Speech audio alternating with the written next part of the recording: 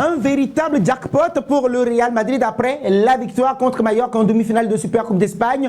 Un doublé en vue contre le FC Barcelone. On vous explique tout dans cette nouvelle capsule vidéo. Sous la houlette de Don Carlo Ancelotti, la Casablanca a validé son billet pour la finale de Supercoupe d'Espagne. Cette finale électrique opposera les merengues au FC Barcelone, dirigé par un certain Hans-Dieter Flick. Ce match tant attendu se déroulera ce dimanche, heure locale à 20 h sur le sol saoudien.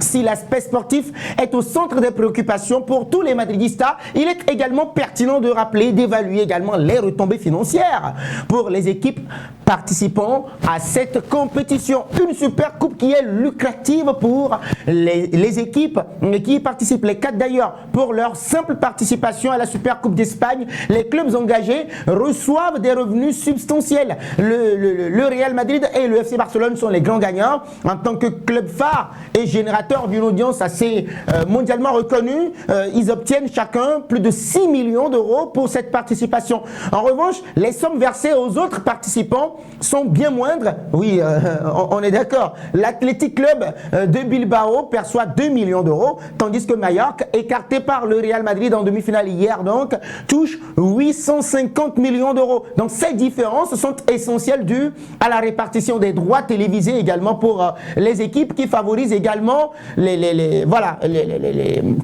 ces équipes les plus attractives, le Barça et le Real Madrid. Et donc cela ne représente qu'une partie des gains potentiels.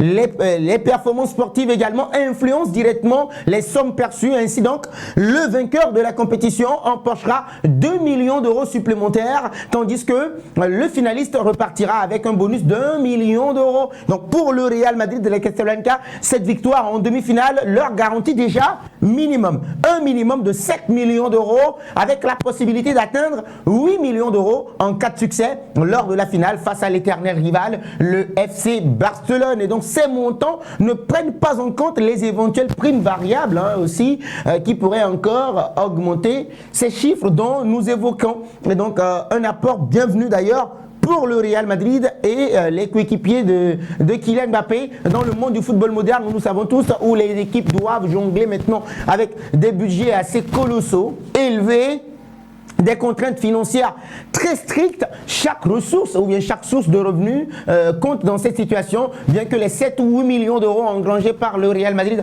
dans cette compétition ne constituent pas une somme spectaculaire par rapport à leur chiffre d'affaires annuel ou bien annuel. On va dire qu'elle reste significative dans la mesure où ces revenus peuvent être réinvestis dans divers domaines, paiement de salaire, financement des infrastructures ou encore renforcement de l'équipe. Et donc au-delà de l'aspect financier, remporter la Super Coupe d'Espagne, on le sait tous, représente une question de prestige pour à la fois le Real Madrid et le Barça. Donc chaque titre ajouté au palmarès renforce encore un peu plus la position du Real Madrid comme l'une des institutions sportives les plus titrées et admirées au monde. Et donc cette finale offre une opportunité, très belle opportunité unique, de prendre une revanche sur le FC Barcelone.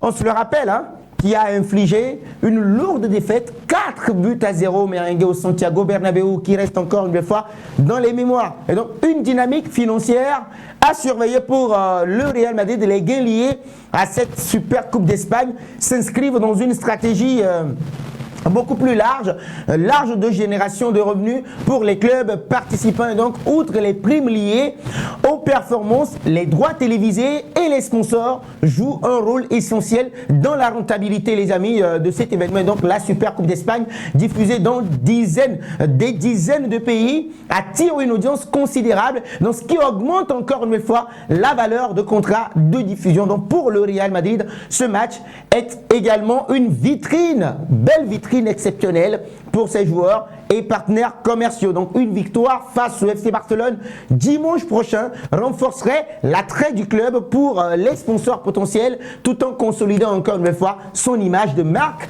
à l'international. Ce n'est pour rien que la finale se dispute en Arabie Saoudite et va toujours continuer jusqu'en 2030.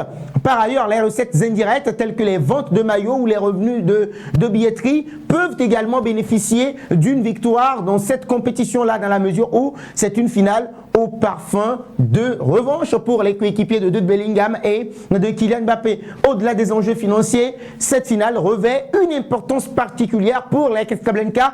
Les affrontements entre le Real Madrid et le FC Barcelone, communément appelé, vous le savez tous, Classico, transcende le cadre sportif. Il oppose quand même deux visions du football et deux identités culturelles attirant des millions de spectateurs à travers le monde.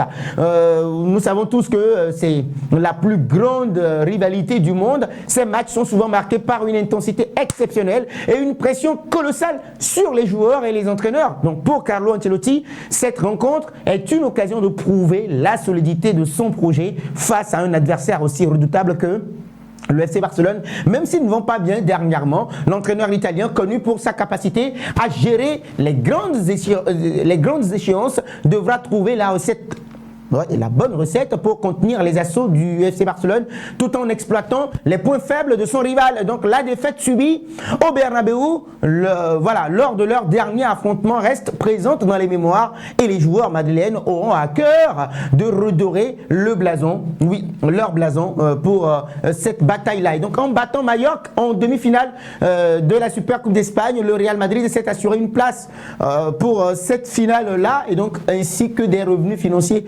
significatif, bien que, on va dire que ces gains ne soient pas spectaculaires à l'échelle des budgets modernes des grands clubs.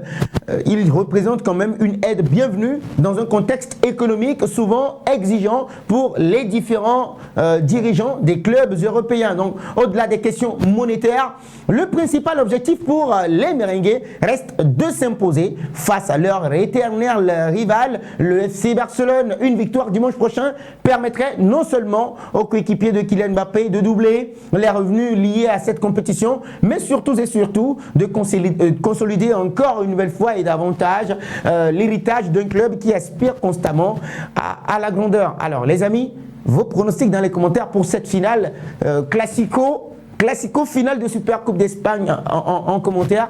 Je vous lis dans les commentaires les amis, n'hésitez surtout pas à partager, à liker et à vous abonner pour que la vidéo soit recommandée à d'autres personnes.